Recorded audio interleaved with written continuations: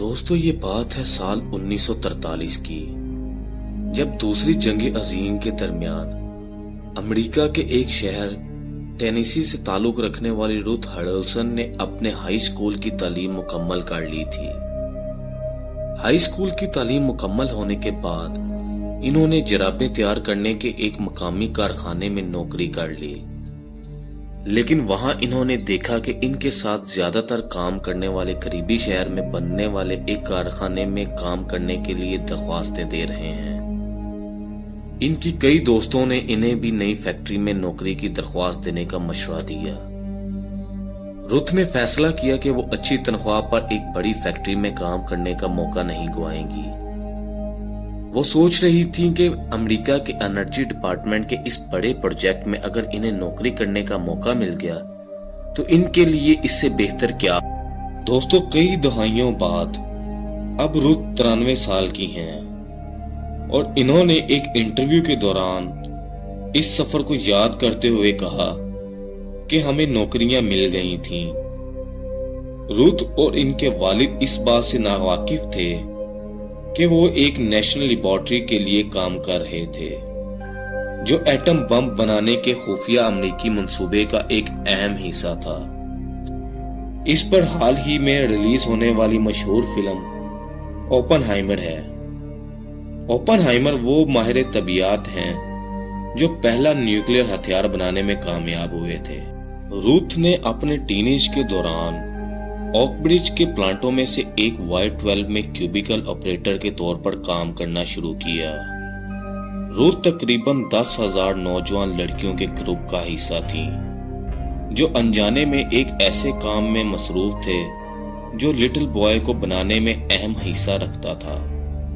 ये little boy कोई आम चीज नहीं थी, बल्कि ये लिटिल बॉय एक एटम बम था जो 2 साल बाद जापान के शहर हिरोशिमा पर गिराया जाने वाला था। ये खवातीन कंट्रोल पैनल चलाती थीं। किलोट्रॉन एक ऐसी मशीन थी जो यूरेनियम के आइसोटोप्स को अलग करने के लिए इस्तेमाल होती थी ताकि इसे न्यूक्लियर फ्यूल के तौर पर इस्तेमाल किया जा सके। अगरचे वो इस बात से बेखबर थे, लेकिन Y12 दरअसल एक ऐसा प्लांट था जिसे सनती पैमाने पर इलेक्ट्रोमैग्नेटिक आइसोटोप्स को अलग करने के लिए बनाया गया था। दोस्तों, वहां 1500 से ज्यादा किलोट्रॉन्स थे और इस मास स्पेक्ट्रोमीटर को अमेरिकी न्यूक्लियर केमिस्ट ऑस्टिन लॉरेंस ने बनाया था और ये एक इंतहाई हसास काम अंजाम देता था। लेकिन इस मशीन को चलाना इतना मुश्किल नहीं था। जंग की वजह से हुनरमंद मजदूरों की कमी को देखते हुए प्रोजेक्ट के प्रमोटर्स ने इलाके से नौजवान खवातीन को भर्ती करने का फैसला किया।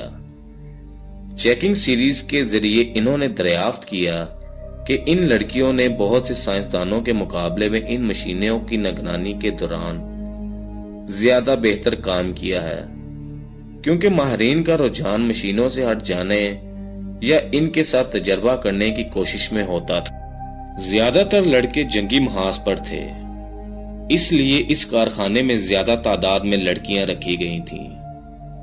रुथ ने Y12 में काम पर अपने पहले दिन को याद करते हुए बताया कि जब इन्होंने हमें काम शुरू करने की इजाजत दी तो वो हमें एक ऐसे कमरे में ले गए जो बढ़ा हुआ था, जिसे हम क्यूबिकल कहते थे, जहां मेटल के बड़े इंटरप्टेंट्स नस्ब थे। इन्होंने हमें इनको चलाने का तरीका सिखाया था।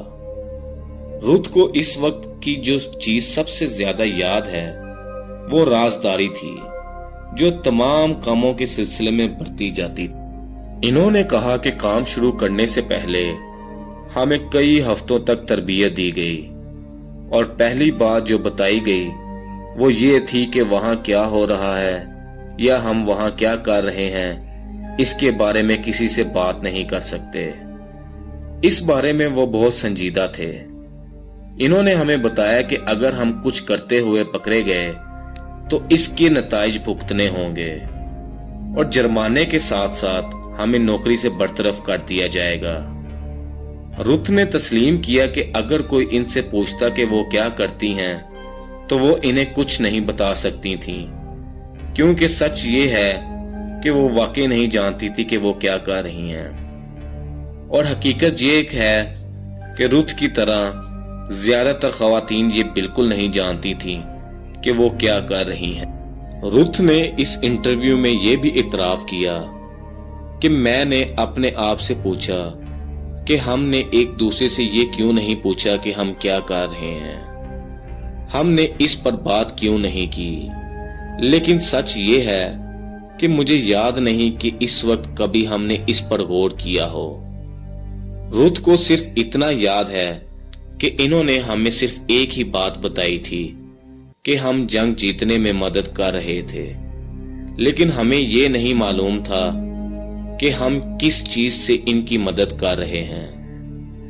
یہ 6 اگست 1945 کی بات ہے جب امریکہ نے جاپان پر ایٹم بم گرایا تھا، اور اس کے بعد انہیں بتایا گیا تھا کہ وہ 2 سال سے کیا کام کر رہے تھے۔ رتھ یاد کرتی ہیں کہ اس دن انہوں نے کیسا محسوس کیا۔ انہوں نے مزید بتایا کہ جب اس کا اعلان ہوا تھا تو میں کام پر تھی۔ پہلے تو میں یہ سوچ کر خوش ہوئی کہ جنگ ختم ہو گئی ہے، لیکن اس کے بعد میں نے سوچا کہ اس جنگ میں کتنے لوگ مر گئے ہیں، اور پھر میں نے یہ سوچنا شروع کر دیا کہ اس میں نے بھی حصہ ڈالا تھا۔ خیال کیا جاتا ہے کہ اس دن 50,000 سے 1 لاکھ کے درمیان لوگ ہلاک ہوئے، جب Y-12 میں تیار ہونے والا 64 کلو گرام یورینیم 235 والا لٹل بوائے پھٹ پڑا۔ دھماکے سے تقریباً 4.5 کلومیٹر کے دائرے میں 4000 سینٹی گریڈ سے زیادہ ٹمپریچر والی لہر پیدا ہوئی۔ لٹل بوائے کے گرائے جانے کے 3 دن بعد امریکی حکومت نے دوسرا ایٹم بم فیٹ مین گرایا۔ جاپان نے بالآخر ہتھیار ڈال دیے اور 2 ستمبر 1945 کو دوسری عالمی جنگ کا خاتمہ ہوا۔